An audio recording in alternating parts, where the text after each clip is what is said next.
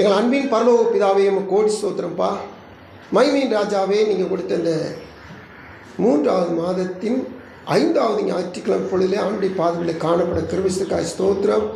எங்கள் தேவன் நடத்தி வந்த பாதையெல்லாம் நாங்கள் திரும்பி பார்க்கிறோம். கர்த்தாவே, நாங்கள் நிர்மூலமாகாதிருக்கிறது கர்த்தாவே உம்முடைய கிருபை இம்மட்டும் நடத்தி வந்த தேவன் தொடர்ந்து இதனால் நடத்திருக்காய் ஸ்தோத்திரம். எப்போதும் உம்முடைய வார்த்தையை வாசித்திருக்கிறோம். வாசித்த வார்த்தையில் இருக்கிற மறைபொருள் ரகசியங்களை கற்றுக்கொள்ள உதவி செய்யுங்க. கர்த்தருடைய சத்தத்தை கேட்டு சித்தத்தை உதவி செய்யுங்க. இந்த வசனத்தை கேட்குற முடிய பிள்ளைகளையும் வசனத்தை சொல்கிற முடிய அடிமை பலப்படுத்தும், பயன்படுத்தும்.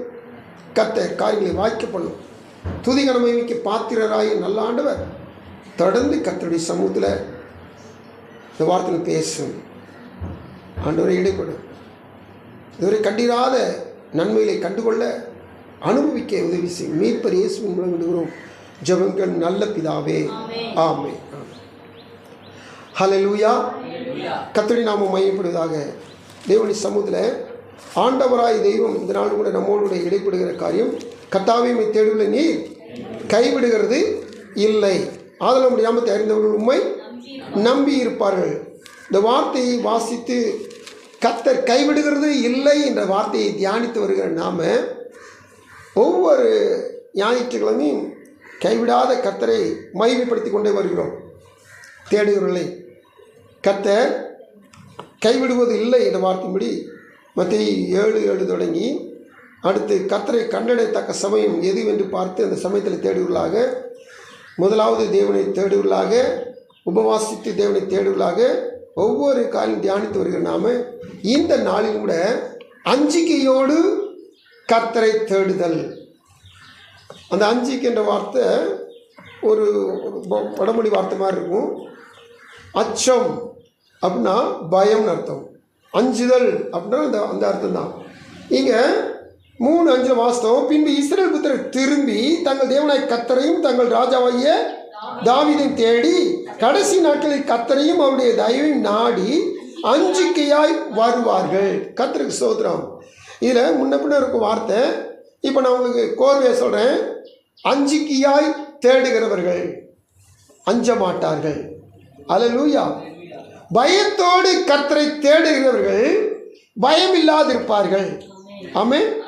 கர்த்தருக்கு ஸ்தோத்திரம். பயத்தோடு, அதாவது தேவன் அடிச்சிருவார் கொன்றுவார் அப்படின்ற பயம் கிடையாது. தேவன் மேலே வைக்கிற அன்பு தான் தேவ பயம். அல்லேலூயா. வேதம் நமக்கு நல்ல டெஃபனிஷன் சொல்லியிருக்கு. தீமை வெறுப்பு தான் கர்த்தருக்கு பயப்படுற பயம் சொல்லியிருக்கு. இந்த வார்த்தையின் அடிப்படையில் அநேக காரியங்கள் நம்ம என்ன சொன்னால் தியானிக்க போகிறோம். அவனுடைய சமூகத்தில் ஆண்டவராயதை இந்த ஓசியா 3:5 நமக்கு சொல்கிற ஒரு சில காரியங்களை நம்ம பார்த்துட்டு ஒவ்வொரு காரியங்களும் நம்ம பார்க்க போகிறோம். என்னன்னு சொல்லி கேட்டிங்கன்னா, இந்த இஸ்ரவேல் ஜனங்கள் திரும்புவார்கள். எப்படி திரும்புவார்கள்னா, கர்த்தரையும் தாவீதையும் அஞ்சிக்கையோடு தேடி வருவார்கள். அப்படி தேடி வரும்போது அவங்க எதற்காக வரான்னு சொல்லி பாருங்க. கர்த்தரையும் அவருடைய தயவையும் நாடி அஞ்சிக்கையாய் வருவார்கள். கர்த்தரை, அவருடைய தயவை, ஆங்கிலத்தில் தயவுன்ற வார்த்தைக்கு குட்னஸ் போட்டிருக்கும். அதாவது அவருடைய நன்மையை, அவருடைய ஆசீர்வாதத்தை தேடி வருகிறவர்கள் அவரை முதல்ல தேடணும். நல்லா கவனித்து வசந்து வாசிக்கணும். முதல்ல கர்த்தரை, அப்புறம் அவருடைய தயவுன்னு போட்டிருக்கு. கர்த்தரையும் அவருடைய தயவும் நாடி அஞ்சிக்கையோடு வருவார்கள். அப்போது தேவ பயத்தோடு தேவனை தேடுகிற காரியத்தை குறித்து இதனால தேவனுடைய சமூகத்தில் நம்ம தியானிக்க போகிறோம். அவனுடைய சமூகத்தில் காத்திருக்கிற தேவ பிள்ளைகள் உபவாசத்தோடு தேடணும். முதலாவது தேடணும், அதிகாலையில் தேடணும், அந்தி சந்தி மத்தியானத்தில் தேடணும், கர்த்தரை தேடணும் அப்படின்னு சொல்லி தியானித்து வச்ச நாம இந்த நாள் தேவ பயத்தோடு தேவனை தேடணும். ஆமென். கர்த்தருக்கு ஸ்தோத்திரம். ஏன்னா அநேகர் என்ன சொன்னால் தேடுவாங்க, அது ஒருத்தவங்க சொன்னாங்க அப்படின்றக்காண்டி தேடிடுவாங்க. அவங்க சொல்லிட்டாங்களே அப்படின்றக்காண்டி ஜெபம் பண்ணுவாங்க. இல்லை, இங்கே ஒரு பாசத்தோடு அன்போடு தேவ பக்தியோடு தேவனை தேட வேண்டும். அல்லேலூயா. சிலர் தேடினா தானே நன்மை தருவார், தேடினா தானே பாதுகாப்பு தருவார் அப்படின்றதாக தேடுவாங்க. இல்லை, தேவனுடைய சமூகத்தில் அஞ்சிக்கையோடு அப்படின்ற வார்த்தையை நம்ம இதனால் பார்க்கிற பொழுது தேவ பயத்தோடு தேவனை தேடுதல். முதலாவது காரியமான வாசிக்கிற வசனம் நீதிமொழிகள் 3:7.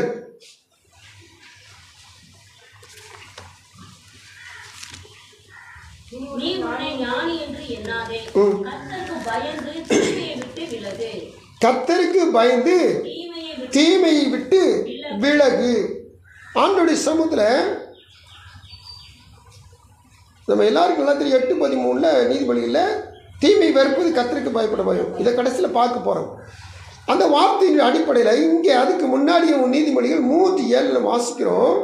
கர்த்தருக்கு பயந்து தீமையை விட்டு விலகு. ஒரு மனுஷன் கர்த்தருக்கு பயப்படும் போது கண்டிப்பாக தீமை விட்டு நினைச்சிருவானா விலகிடுவான்.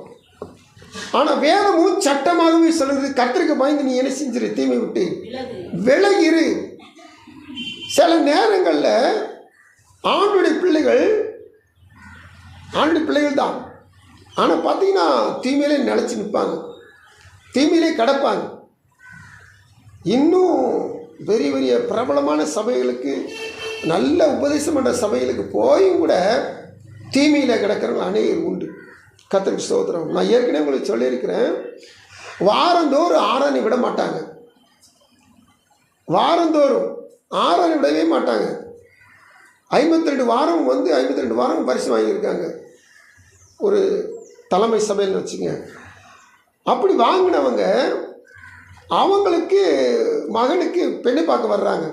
பெண்ணு பார்க்க வந்த இடத்துல அங்கே வந்தப்பறம் தான் தெரியுது அந்த பெண்ணு 4வது பெண்ணா. என்கிட்ட சொல்கிறாங்க, 4வது பெண்ணு ஃபஸ்ட்டாக எப்படி ஃபஸ்ட்டாக கல்யாணம் படிக்க முடியும் பையனுக்கு அப்படின்றாங்க. அப்போ அந்த 4வது பெண்ணில் ஏதோ ஒரு அவங்க பார்வையில் தவறு இருக்குது போல். 4வது பெண்ணை எவனாச்சும் கல்யாணம் முடிப்பான் அப்படின்றாங்க. அப்போ இந்த உலகத்தில் 4வது பெண்ணால் என்னத்துக்காகும்? கடைசி வரைக்கும் அவங்க கண்ணியாரும் செத்துட்டு போகணும், சாகணும் போல இருக்குது. அவங்க பேச்சுகளை பாருங்கள். இவங்க யார்? தேவனுக்கு பயப்படுறவங்க. கடைசி வரைக்கும் வருஷமெல்லாம் கத்திரி ஆலயத்துக்கு வருவாங்க. என்னத்தை சத்தியத்தை கேட்டாங்க, எதுக்கு ஆலயத்துக்கு வந்தாங்க ஒன்றுமே தெரியல. அவங்க பேச்சு இப்படி பேசுகிறாங்க பாருங்கள். இன்னும் பாரம்பரியம், இன்னும் சடங்காச்சாரம், இன்னும் பழமைகள், இன்னும் நாள் கிழமை நட்சத்திரம் குறி சோசியம் இன்னும் பார்க்கறது தேவ பிள்ளைகள் குடும்பத்தில் இருக்குது. ஜாக்கிரதை தேவ பிள்ளைகளே. அப்படிப்பட்ட காரியம் உங்களுக்குள்ள இருந்துச்சுன்னா கர்த்தர் சொல்கிறா, அந்த தீமையை விட்டு என்ன செய்யுங்க, இந்த பாரம்பரியத்தை விட்டு என்ன செய்யுங்க, இந்த பழக்க வழக்கத்தை விட்டு நீங்கள் என்ன செய்யுங்க, விளையுங்க. தேவனுக்கு பயப்படுங்க, தேவனில் அன்பு கூறுங்கள். தேவ சமூகத்தை காத்துக்கிற தேவ பிள்ளைகள். நான் வருஷமெல்லாம் ஆலயத்துக்கு வந்து எதுக்கு? சத்தியத்தை கேட்கறது தானே வர்றேன், சத்தியத்தை கை கொள்ளணும் தானே வர்றேன், சத்தியத்துக்கு நடக்கணும் தானே வர்றேன். ஆனால் சத்தியத்தை கேட்டும் அதை கை கொள்ளாம போனால் ஒரு பிரயோஜனம் கிடையாது. தேவசன் வார்த்தை சொல்லுது, கர்த்தருக்கு பயந்து தீமையை விட்டு விலகிரு. கர்த்தருக்கு ஸ்தோத்திரம். நல்ல ஒரு பெஸ்டான ஒரு உதாரணம் அருமையான தேவ மனுஷன் யோசிப்பு தான். கர்த்தருக்கு ஸ்தோத்திரம். அவனை குறித்து வேதம் சொல்லுது, இந்த வீட்டில் என் எஜமானுக்கு அடுத்து நான் தான். அந்த எஜமானுக்கும் என் தேவனுக்கும் நான் துரோகம் செய்யவே மாட்டேன். என் தேவனுக்கு உரமாக நான் பாவம் செய்ய மாட்டேன்றான். பாவம் அவனை தேடி வருது. அவன் வீட்டை தேடி வரல, அவனையும் தேடி வந்துருச்சு பாவம். அந்த பாவம் செஞ்சாலும் அவனை கண்டுபிடிக்கிறதுக்கோ அவனை கொண்டு போடுறதுக்கோ அவனை தண்டனை கொடுக்குற ஆள் கிடையாது. ஆனாலும் அவன் தேவனுக்கு பயந்ததுனால அந்த பாவத்தை அவன் செய்யலை. நம்ம சங்கீதம் 9:10 படி நம்ம தியானிச்சுட்டு வரோம். அப்போது பயத்தோடு தேவனுக்கு தேடியவர்கள் காக்கப்படுவார்கள். ஹல்லேலூயா. எப்படி உபவாசத்தோடு தேடியவர்கள் காக்கப்பட்டார்களோ அதுபோல் பயத்தோடு தேடியவர்கள் காக்கப்படுவார்கள். இப்பேற்பட்ட பாவம் செய்யக்கூடாதுன்னு சொல்லி தேவமாய் அவனுக்குள்ள இருந்துச்சு. அதனால அந்த பாவத்தை செய்யலை. அந்த பாவத்துக்கு என்ன செஞ்சிட்டான்? விலகினான். தேவனுக்கு பயந்து பாவத்தை விலகினான், தீமை விட்டு விலகினான். இதனால அவனும் அவன் குடும்பமும் வேத வசனத்தின்படி காக்கப்பட்டார்கள். ஹல்லேலூயா. அதே இந்த அதிகாரத்தில் வாசிக்கிறோம். அதாவது 39ஆம் அதிகாரம் ஆதியாகமத்தின் புத்தகம் கடைசி வசனத்தை வாசிக்கிறோம். 20 இருந்தபடினால் எதை செய்தானோ அதை கர்த்தர் வாய்க்க பண்ணினபடினாலும் அவன் வசமாயிருந்த யாதொன்றையும் குறித்து சிறைச்சாலை தலைவன் விசாரிக்கவில்லை. 21 மட்டும் வாசிக்கணும். கர்த்தரோ யோசேப்போடு இருந்து அவன் மேல் கிருபை வைத்து சிறைச்சாலை தலைவனுடைய தயவு அவனுக்கு கிடைக்கும்படி செய்தார்.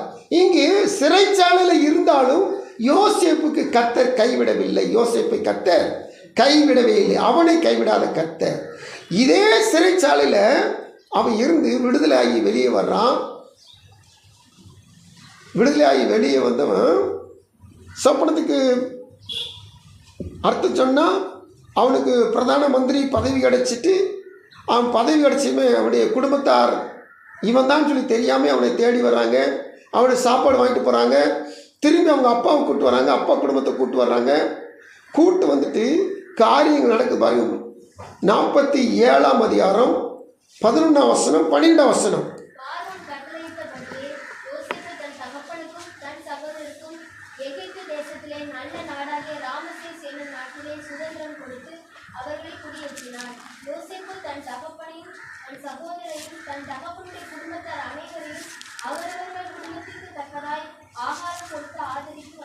ஆகாரம் கொடுத்து ஆதரித்து வந்தார். தேவசன 11ஆம் வசனத்தில் இடம் கொடுத்தான். 12ஆம் வசனத்தில் ஆகாரம் கொடுத்து ஆதரித்து வந்தான். நல்லா கவனிச்சு பாருங்க. இந்த தீமையை விட்டு விலகிற மனுஷன், கர்த்தருக்கு பயப்படுற மனுஷன், இவன் முதலாவது காக்கப்பட்டான். அல்லேலூயா. இவன் காக்கப்பட்டது நிமித்தம் கர்த்தர் இவனை கொண்டு இவனுடைய தகப்பனையும் தன்னுடைய தகப்பன் குடும்பத்தார் அனைவரையும் கர்த்தர் காத்துக்கொள்கிறவராக இருக்கிறார். அல்லேலூயா. ஸ்தோத்திரம். கர்த்தாவே தேடுகளை நீர் கைவிடுகிறது இல்லை. கர்த்தாவே உமக்கு பயந்து உம்மை தேடுகிறவர்கள் காக்கப்படுவார்கள். அல்லேலூயா. ஒரு யோசேப்பு தேவனுக்கு பயந்து பாவத்தை விட்டு விலகினபடினால், தீமை விட்டு விலகினபடினால், அவன் தேவ பயத்தோடு காணப்பட்டபடினால் அவன் காக்கப்பட்டான். அவன் நிமித்தமாக அவனுடைய குடும்பமும் போஷிக்கப்பட்டது, காக்கப்பட்டது. பஞ்சத்தில் காக்கப்பட்டார்கள். ஹல்லேலூயா. வீடு இல்லாமல் பரதேசியாக வந்த அவங்களுக்கு குடியிருக்கிறதுக்கு நல்ல பகுதியை கொடுத்து, தன்னுடைய தேசம் நல்ல பகுதியை கொடுத்து, ஆகாரத்தை கொடுத்து, தண்ணீரை கொடுத்து இந்த யோசேப்பு அவளை காத்து கொண்டான். ஆமென். கர்த்தருக்கு ஸ்தோத்திரம். முதலாவது இது அஞ்சிக்கையோடு கர்த்தரை தேட வேண்டும். பயத்தோடு, தேவ பயத்தோடு கர்த்தரை தேடணும். அப்படின்னா எந்த பஞ்சம் வந்தாலும் பயப்பட வேண்டிய அவசியமே இல்லை. கர்த்தருக்கு ஸ்தோத்திரம். அடுத்து 2வது காரியமாக நம்ம பார்க்கிற காரியம் பிரசங்கின் புஸ்தகம் 7ஆம் அதிகாரம் 18ஆம் வசனம் வாசிங்க. நீ இதை பற்றிக் கொள்வதும் அதை கைவிடாதிருப்பதும் நலம். தேவனுக்கு பயப்படுகிறவன் இவைகள் எல்லாவற்றினின்றும் காக்கப்படுவான். தேவனுக்கு பயப்படுகிறவன் இவைகள் எல்லாவற்றினின்றும் காக்கப்படுவான். அநேக காரியங்கள் தேவனுக்கு பயப்பட உடையவர்கள் காக்கப்படுவார்கள். அல்லேலூயா. அநேக காரியங்கள், அது வேதங்களுக்கு அநேக காரியங்கள் உண்டு. இப்போ அதில் ஒரு மனுஷன்ட்ட அநேக காரியங்களில் வந்த தீமைகள்லேருந்து அந்த மனுஷன் காக்கப்பட்டான். அது நம்ம அடிக்கடி தியானிக்கிற தேவ மனுஷன் யோபு. அவனுடைய வாழ்க்கையில் இவைகள் எல்லாவற்றினின்றும் அவன் என்ன செய்யப்படனா காக்கப்பட்டான். இந்த யோபு தன்னுடைய வாழ்வில் பாருங்க, மனைவியின் மூலம் நிந்தை வருது. 2:9 யோபின் புஸ்தகம் 2:9 மனைவியின் மூலம் நிந்தை வருது. எப்படிப்பட்ட நிந்தைன்னு பார்த்தீங்களா?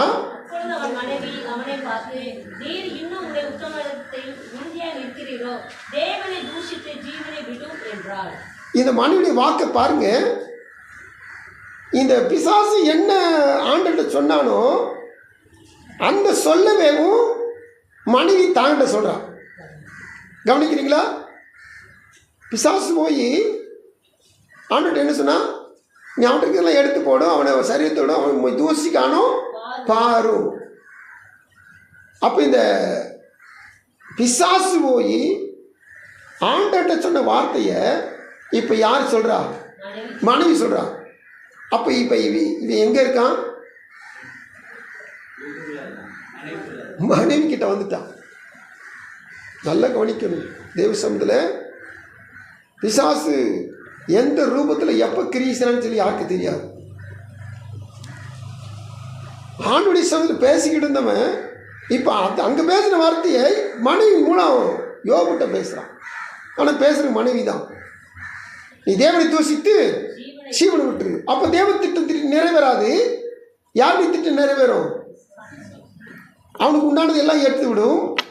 அவனை சரீரத்தை தொட்டு பாரும், அப்பொழுது அவன் உண்மை தூசிக்கானோ பாருன்றான் பிசாசு. அப்போ இவளை என்ன சொல்றா? தூசித்து பாருன்றா, ஜீவனை விடுன்றா. அப்போது இப்போ யார் திட்டம் நிறைவேறணும்னு சொல்லி மனைவி ஆசைப்படுறா? பிசாசுடைய திட்டம் இல்லை. தேவனுக்கு பயப்படுகிறவள் பிசாசின் திட்டத்தில் அழிக்கப்படுகிறவர்கள் அல்ல, காக்கப்படுகிறவர்கள். ஆமென். கர்த்தருக்கு ஸ்தோத்திரம். நடந்த சம்பவம் முதல் காரியம், அதாவது இவைகள் எல்லாத்தையும் காக்கப்படாது. முதலாவது மனைவி நீத்து வந்த நீந்தலை காக்கப்பட்டான். அடுத்து பார்த்தீங்கன்னா அதுக்கு சரியான ஒரு பதில் சொல்லிட்டான். அடுத்த வசனத்தில் நன்மை பெற்றனா தீமை பெற வேண்டாமான்னு சொல்லி சரியான பதில் கொடுத்துட்டு காக்கப்பட்டான். அடுத்து நண்பர்கள் மூலம் அநேக சொல் அடிப்பாங்க, கல்லடி சொல்லடின்னு சொல்லுவாங்க. இந்த சொற்களினால நண்பர்கள் ஒவ்வொரு முறையும், அதாவது இவன் ஒரு துன்மார்க்கம் மாறியும், இவன் துன்மார்க்கத்தினால தான் பாடுகள் படுகிறான் மாறியும் இந்த நண்பர்கள் 3 நண்பர்கள் பேசிக்கிட்டே இருப்பாங்க. அதை யோபுடைய வார்த்தை மூலம் அறிந்து கொள்ளலாம். அதாவது 19ஆம் அதிகாரம் 1 முதல் 3 வரை வாசியும். யோபு பிரதித்திரமாக என் ஆத்துமாவை வருத்தப்படுத்தி வார்த்தைகளினால் என்னை நொறுக்குவீர்கள். இப்போது 10 தரம் என்னை நிந்தித்தீர்கள். நீங்கள் எனக்கு கடின முகம் காண்பிக்கிறதினால் உங்களுக்கு வெட்கம் இல்லை. கர்த்தருக்கு ஸ்தோத்திரம். போதும். இந்த யோபுடைய நண்பர்கள் எதுக்காக வந்தாங்க? ஆறுதல் சொல்ல வந்தாங்க. ஆனால் இப்போ எப்படி இருக்காங்க இவங்க முகம்? இவங்க முகம் எப்படி இருக்குதான்? கடினமாக இருக்குதான். ஆறுதல் சொல்ல வந்தவங்க எப்படி போயிட்டாங்க? இப்போ அவங்க முகத்தவே கடினமாக்கிட்டாங்க. அப்போ இவனை எவ்வளவு திட்டணுமோ அவ்வளோ திட்டுறாங்க. இவங்க வந்தது ஆறுதல் படுத்தி, ஐயோ நம்ம நண்பன் இப்படி ஆகிட்டான்னு சொல்லி ஆறுதல் படுத்த வந்தவங்க இப்போது கடின முகமாக இருக்கிறாங்க, நிந்திக்கிறாங்க, கடின முகத்தை காமிக்கிறாங்க. அப்போ அந்த யோபுடைய நண்பர்கள் நிமித்தம் வந்த எல்லா பொல்லாங்களுக்கும் காக்கப்பட்டான். அடுத்தபடியாக இந்த யோபு வீட்டில் பாருங்கள் வேலை பார்க்குறாங்க. அதே 19ஆம் அதிகாரத்தில் யோபு வீட்டில் வேலை பார்க்குறவங்க, யோபுக்கு இப்போ சரீரம் ஃபால்ட் ஆகிடுச்சு, சொத்து போயிட்டு, ஆனால் யோபு அதே வீட்டில் தான் இருக்கிறான். அதே வீட்டில் அதே வேலைக்காரங்க வேலை பார்க்குறாங்க. அந்த வேலைக்காரங்க கூப்பிட்டா 15 வசனம் 16 வசனம் வாசித்து பாருங்க. ஜனங்களும் என் வேலைக்காரிகளும் என்னை அந்நியனாக எண்ணுகிறார்கள், அவர்கள் பார்வைக்கு நான் பரதேசியானேன். கர்த்தருக்கு ஸ்தோத்திரம்.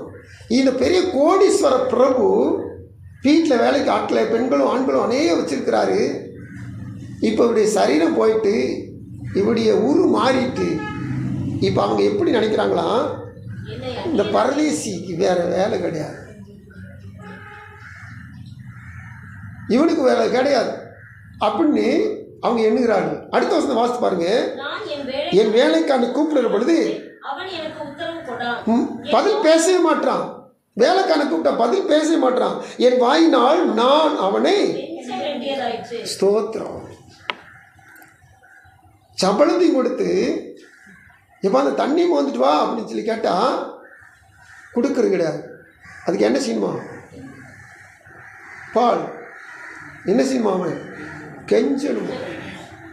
தண்ணி கொடுப்பா, வேலைக்காரன்ட்ட தண்ணி கொடுப்பா, குடிக்க தண்ணி கொடுப்பா, தாகமாக இருக்குன்னு கெஞ்சணுமா? அப்படி கெஞ்சினா தான் அவன் கொடுக்குறான். இவைகள் எல்லாவற்றிலும் காக்கப்படுவான். இந்த நிந்தை எவ்வளோ நாளைக்கு தெரியுமா? யோபு 2 மடங்கு ஆசிரிக்கப்படும் வரைக்கும் தான்.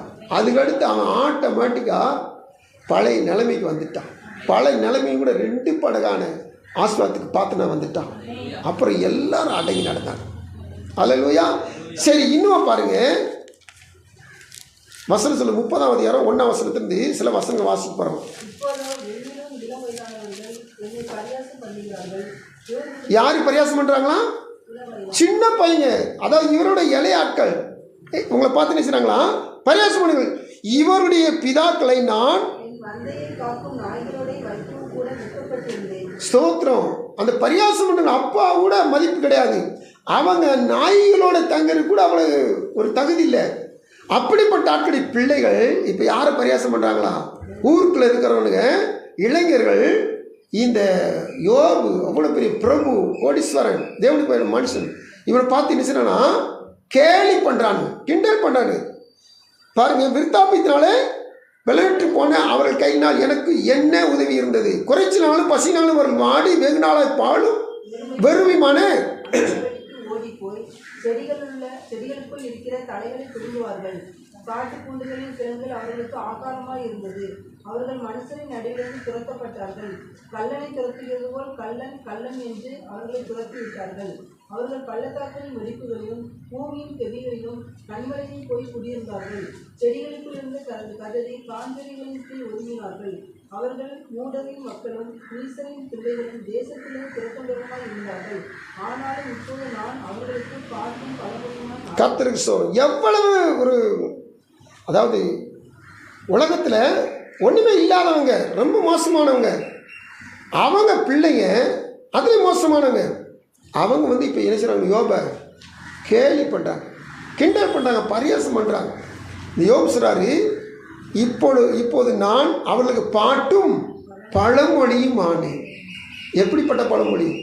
யோபை போல வசதி படைச்சவன், யோபை போல அழகான மனுஷன் யார் இருக்கா அப்படின்னு சொல்லியிருக்காங்க. இப்போ யோபை போல அசிங்கமான ஒருத்தன் கிடையாது. யோபை போல தரித்திரம் பிடிச்சவன் ஒருத்தன் கிடையாது. இந்த யோபை பழமொழி ஆக்கிட்டான். இவன் செத்த பிறகு இல்லை, அவன் உயிரோடு இருக்கும்போது அவன் ரொம்ப சரீரம் மோசமான நிலைமையில் இருக்கும்போது பழமொழி ஆகிட்டான். வசனம் சொல்லுது, நம்ம வாசித்த வசனம் பிரசங்கில் நம்ம 7:18 வாசித்த, இவைகள் எல்லாவற்றினின்றும் தேவனுக்கு பயப்படுகிறவன் காக்கப்படுவான். இத்தனை காரியத்திலிருந்தும் இந்த யோபை கர்த்தர் காக்கிறதுக்கு காரணம், யோபு 1:1, யோபு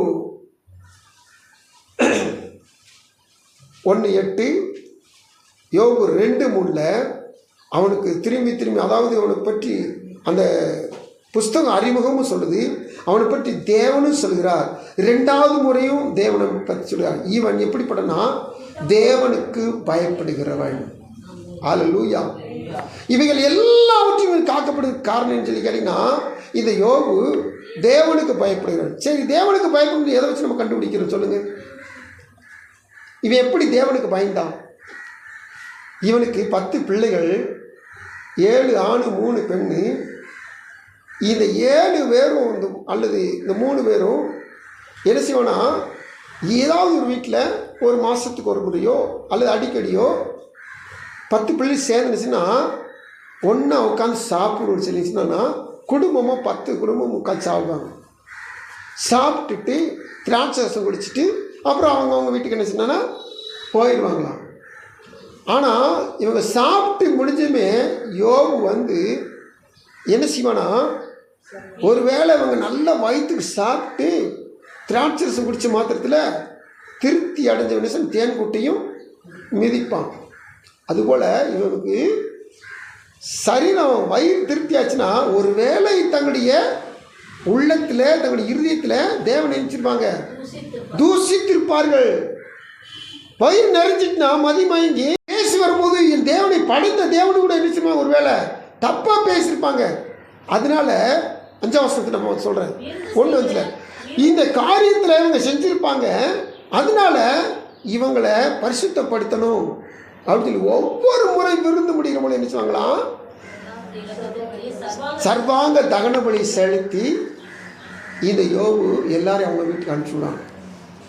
இதாங்க தேவனுக்கு பயப்பட பயம். தேவஸ்தவர் காத்திருக்க தேவ பிள்ளையில யோபு தேவனுக்கு பயந்தான்னு சொன்னால் பேதில் பார்த்துட்டே பண்ணணும்னா எப்படி பயந்தான்? இந்த பிள்ளைகள் கூடி வருகிற பொழுதுலாம் இவங்க பாவம் செஞ்சிருப்பாங்க, இவங்க பாவங்களுக்கு ஒரு பரிகாரம் செய்யணும். அல்லேலூயா. இப்படிப்பட்ட ஒரு தேவ பயத்தோடு வாழ்ந்தோம். ஆனால் இவருடைய வாழ்க்கையில் தான் அநேக துன்பங்கள், நிந்தைகள், பரியாசங்கள், நஷ்டங்கள், பாடுகள், உபத்திரவங்கள். ஆனால் வசனம் சொல்லுது, நம்ம பிரசங்கி 7:18 வாஸ்தவம், இவைகள் எல்லாவற்றினின்றும் தேவனுக்கு பயப்படுகிறவன் காக்கப்படுவான். ஹல்லேலூயா, ஹல்லேலூயா. அடுத்து அதே பிரசங்கில 5:7 வாசிக்க போகிறோம்.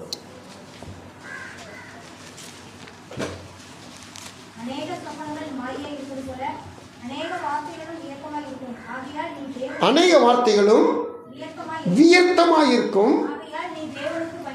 கர்த்தருக்கு ஸ்தோத்திரம். நல்லா கவனிச்சு பாருங்க, ஆண்டு வார்த்தை சொல்லுது, நீ தேவனுக்கு பயந்துரு, நீ தேவனுக்கு பயந்து இரு.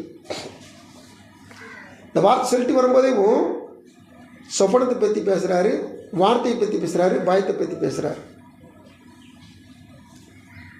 நம்ம பேசுகிற வார்த்தை ரொம்ப ஜாக்கிரதையாக இருக்கும். இந்த வார்த்தை நியாயத்திற்குள்ள கொண்டு வந்துருக்கோம்.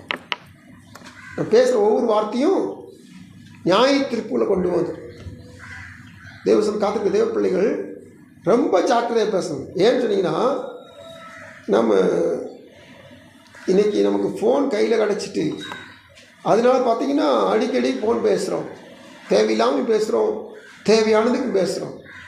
தேவையானதுக்கு பேசிக்கிட்டு இருக்கும்போதே சில நேரத்தில் சொற்கள் வந்துக்கிட்டே இருக்கும். இப்போது ஒரு ஊழியக்கார்ட்ட பேசுகிறேன், அந்த ஊழியக்கார்ட்ட பேசும்போது அவர் இன்னொரு ஊழியக்காரர் பேசுகிறார், அப்படி பேசும்போது இன்னொரு ஊழியக்காரர் நான் பற்றி பேசுகிறேன். பார்த்திங்கன்னா அவங்க செஞ்ச நன்மைகளை பேசுகிறது கிடையாது, அவங்க இப்படிலாம் செய்கிறாங்களே, இப்படிலாம் குறை செய்கிறாங்களே, இப்படிலாம் தீமை செய்கிறாங்களே, இப்படிலாம் மற்ற ஊழியக்காரங்களை நடத்துகிறாங்களே அப்படின்னு சொல்லி பேச பேச பேச பாவம் தான் பெறும். ஏன்னா குறை சொல்லுகிறது பிசாசுடைய வேலை. அந்த வேலையை இப்போ யார் செய்கிறான்? 2 ஊழியக்காரங்க செய்கிறான். எக்காரணம் கொண்டும் வசனம் சொல்லுது பாருங்கள், நீதிமொழிகள் 10:19 சொற்களின்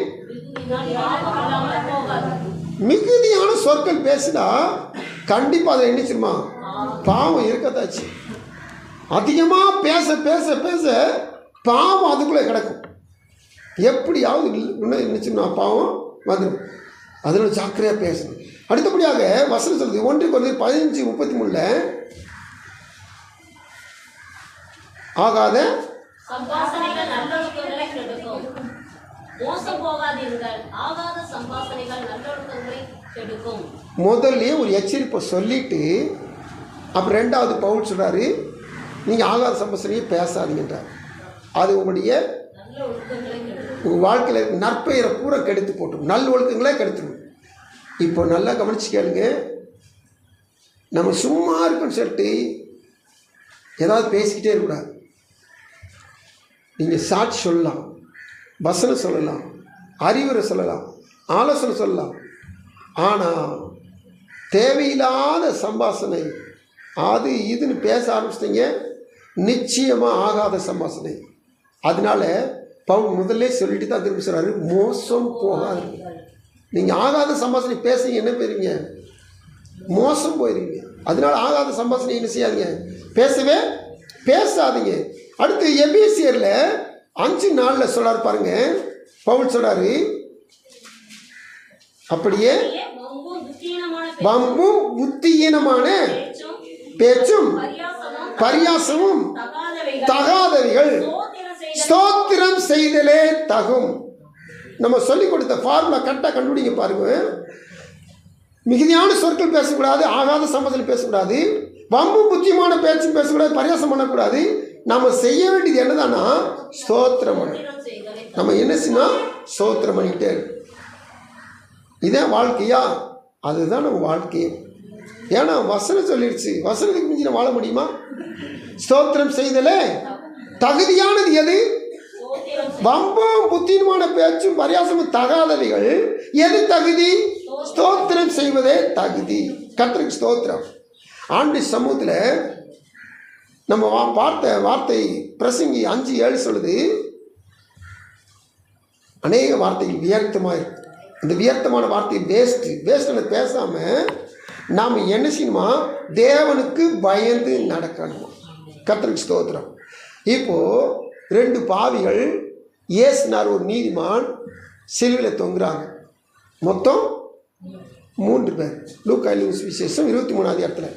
இப்போ 3 பேர் தொங்குறாங்க.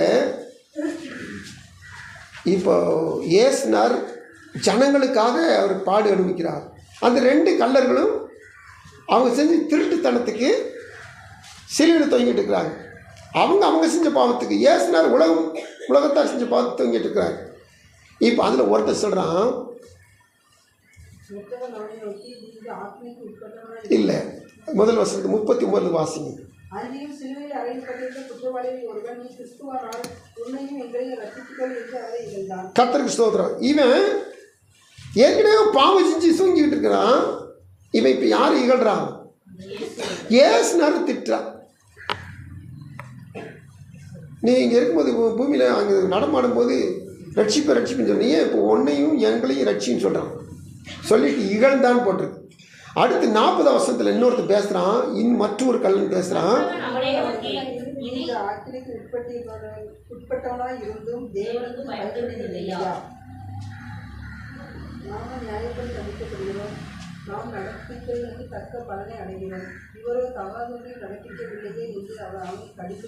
இந்த 2வது கள்ளன் முதல் கள்ளன் என்ன சொல்ற? கண்டம் பண்ணுறான், கண்டித்து பேசுகிறான். கண்டித்து பேசிட்டு ஒரு நியாய தீர்ப்பு சொல்கிறான். நியாய தீர்ப்பு சொல்லிட்டு இப்போ ஆண்டவர்கிட்ட பேசுகிறான் பாருங்க. ஒரு ஜெபம், இயேசுவே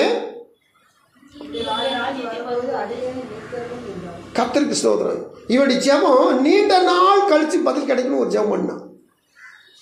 நல்லா கவனிங்க, ரொம்ப நாள் கழிச்சு இந்த ஜெபத்துக்கு பதில் கிடைக்கும். இப்போ இன்னைக்கு சாக போகிறோம், அடுத்து என்ன நடக்கும் தெரியாது. அந்த கல்லனுக்குள்ள ஒரு பாருங்க, ஒரு ஆவின் ஏவுதல் உங்களுடைய ராஜ்யத்தில் வரும்போது நினைச்சுக்கன்னு சொன்னான். ஆனால் அவனுக்கு பதில் வந்துச்சு பாருங்க, பயங்கரமான ஒரு பதில். இந்த உலகத்திலே உடனே ஒரு பரதேசம் கிடைச்சது இந்த மனுஷனுக்கு தான். ஆனால் பதில் சொன்னார் பாருங்க, நோக்கி இன்றைக்கு ஏசுனார் உயிர் தெழுந்தது 3ஆம் நாள். ஆனால் இந்த கல்லனுக்கு பரதீஸ் கிடைச்சது. பரதீஸ்னா பரலோகம் கிடையாது, அது நீங்கள் நினைவு வச்சுக்கணும். பரதீஸ் வேற, பரலோகம் வேற. நைட்னா உங்களுக்கு அதில் சொல்லி கொடுத்துருக்கேன். சோத்திரம். இந்த பரதீஸ் இன்னைக்கு ஆண்டவர் இயேசு போகிறார். அந்த பரதீசுக்குள்ள நீயும் என் கூட இருப்ப. அல்லேலூயா. கர்த்தருடைய சொல்ல காத்துக்க தேவ பிள்ளைகளே, இன்றைக்கு என்னுடனே கூட நீ பரதீசில் இருப்ப. அல்லேலூயா. அதாவது பாதாளத்துடைய 2 பகுதி, கீழ்ப்பகுதி ஆதீஸ், மேல் பகுதி பரதீஸ். பாதாளத்தில் 2 பகுதி. இந்த பாதாளத்திற்கு கீழ்ப்பகுதி பேர் ஆதீஸ். அது பூமியில் பாவம் பண்ணவங்க, தப்பு பண்ணவங்க, அக்கிரமம் பண்ணவங்க, துன்மார்க்கர் தங்குற இடம் தான் ஆதீஸ். அந்த பாதாளத்தில் மேல் பகுதி பரதீஸ். அந்த பரதீஸில் நீதிமான்கள், தேவச்சனங்கள், அது இளைப்பாறுகிற இடம். அல்லேலூயா. அந்த பரதீசுக்கு தான் முதல்ல ஆண்டவர் போகிறார்.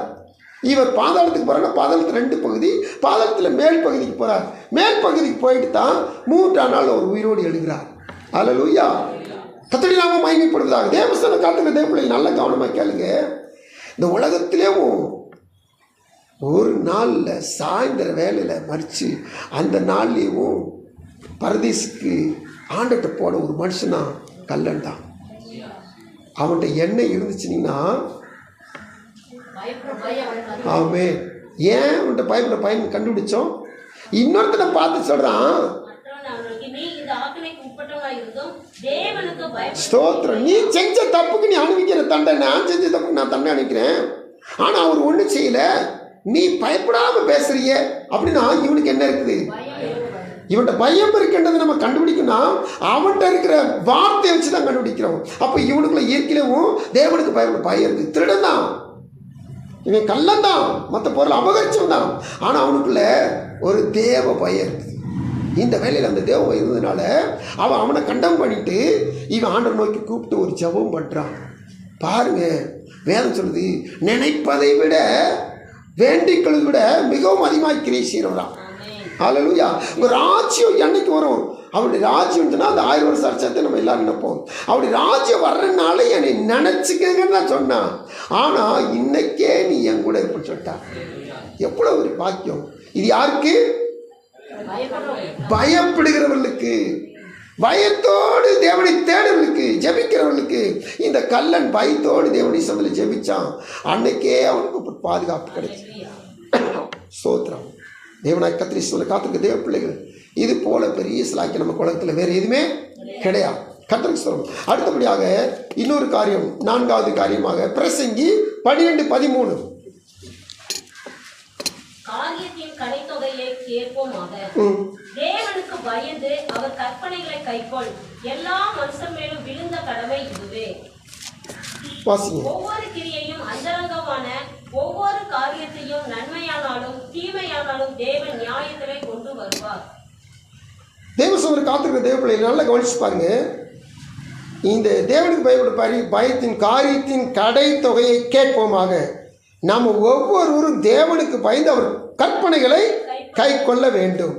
இது எல்லா மனுஷன் மேல் விழுந்த கடமை. எல்லாருமே இந்த பூமியில் இருக்க எல்லாருமே தேவனுக்கு பயந்து தான் நடக்கணும். அப்படி நடக்கும்போது வேதம் சொல்லுது, ஒவ்வொருவரும் ஒவ்வொரு கிரியையும் அந்தரங்கமான ஒவ்வொரு காரியத்தையும் நன்மையான தீமையான தேவன் நியாயத்திலே கொண்டு வந்து நிறுத்துவார். எல்லாத்தையும் நியாயத்தில் கொண்டு வருவார். அவர் சகலவற்றையும் நியாயத்தை கொண்டு வர்றதுனால தேவனுடைய சொந்த காத்திருக்க தேவ பிள்ளைகள் எப்போவுமே என்ன சொன்னால் தேவனுக்கு பயந்து நடக்கணும்.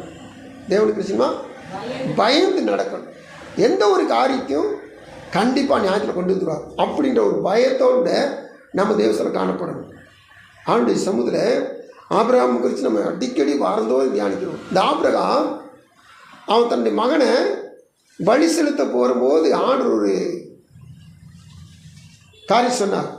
இப்பொழுது நீ எனக்கு பயப்படு என்பதை தெரிஞ்சுக்கிட்டேன். நல்லா கவனிச்சு கேளுங்க.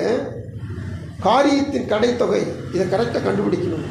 இது ஆபிரகாமை ஆண்டவர் கூப்பிடும்போது ஆபிரகாம் பற்றி வேதம் சொல்லுது. அதாவது பழைய ஏற்பாட்டில் சொல்கிறது புதிய ஏற்பாட்டில் ஒரே வசனத்தில் ரத்த சுருக்கமாக அருமையாக சொல்லப்படுது. 11:8 எபிரேயரில் ரொம்ப அருமையாக அவனுக்கு சொல்லப்படுது.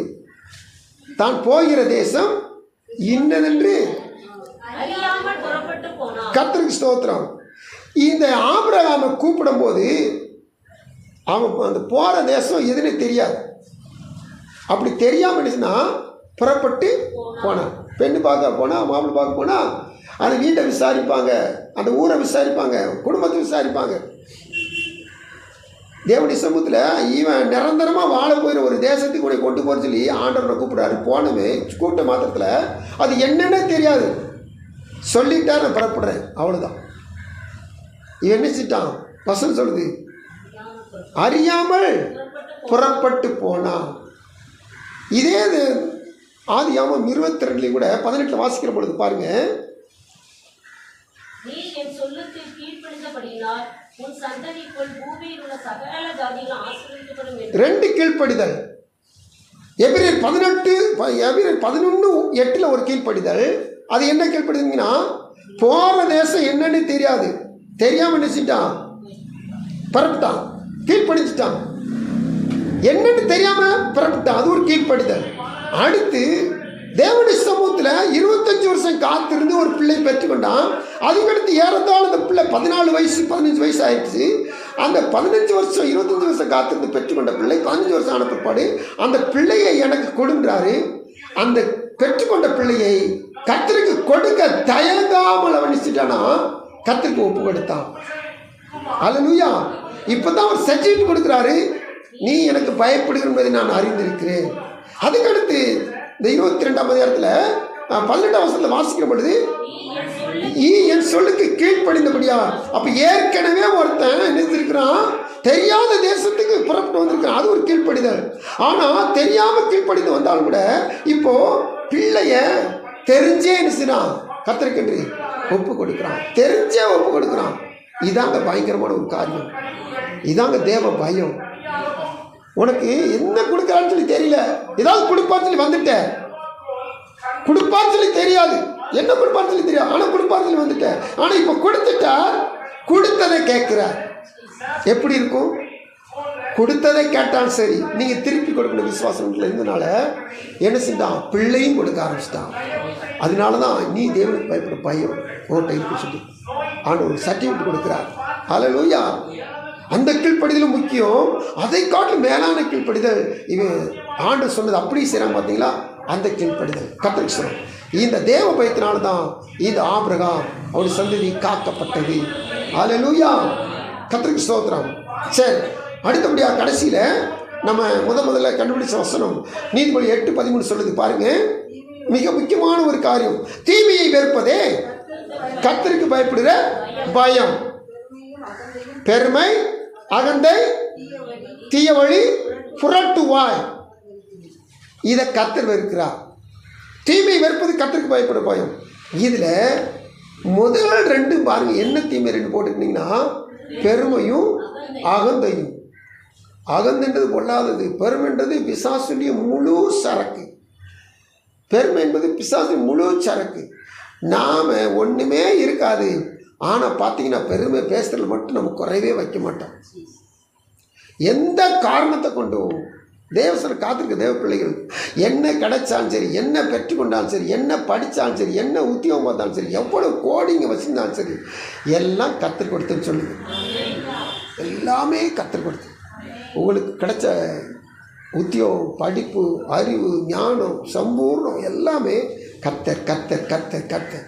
நீங்கள் உங்களை முன்ன வச்சீங்க, உங்களை மேன்மைப்படுத்தினீங்க, உங்களுக்கு பெருமை வந்துருச்சுன்னு அர்த்தம். இதை கர்த்தர் வெறுக்கிறார்.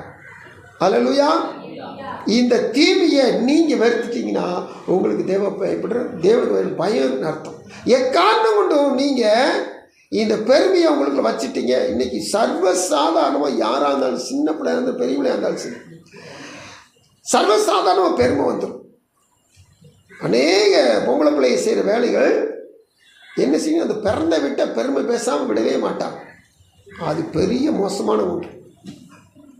எந்த காரணத்தை கொண்டும் நாம் தேவ சமூகத்தில் பெருமைக்கு என்ன செய்யணும், இடம் கொடுக்கவே கூடாது.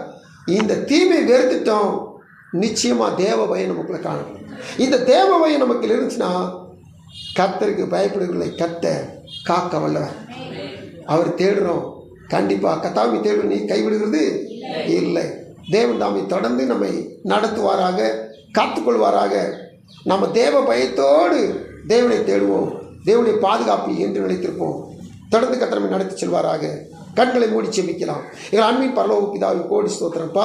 மகிமையின் ராஜாவே, நீங்கள் கொடுத்த இந்த பகல் பொழுதிலும் கர்த்தருடைய சமூகத்தில் காத்திருக்க, கர்த்தருடைய வார்த்தையை பெற்றுக்கொள்ள உதவிக்க ஸ்தோத்திரம். ஆண்டவரே, இப்போதும் வார்த்தையை கேட்ட நாங்கள் ஒவ்வொருவரும் வார்த்தையின்படியே உமக்கு பயப்பட பயத்தோடு போய் தேடி எப்பொழுதும் பாதுகாப்புடன் வாழ உதவி செய்யும். ஜீவனுக்குள் பிரவேசிக்க தேவ பயம் எப்பொழுது எங்களுக்கு காணப்பட உதவி செய்யும். ஆண்டவருடைய சமூகத்தில் ஒரு யோசேப்பை போல, ஆண்டவரே ஒரு யோபை போல, ஆண்டவரே 2 கல்லனில் 1 கல்லன் அப்போதான் ஆண்டவர் ஏற்றுக்கொண்டான். அன்றைக்கே பரதேசத்துக்கு போயிட்டான். அவனுக்கு இருந்த தேவ பயம் போல, ஆண்டவரே ஒரு ஆபிரகாமை போல தேவனுடைய சமூகத்தில் ஆண்டவரே நாங்கள் தீமை வெறுத்து தேவனுடைய பயத்தோடு காணப்பட்டு உம்மை தேடி எப்பொழுதும் பாதுகாப்புடன் வாழ உதவி செய்யும்.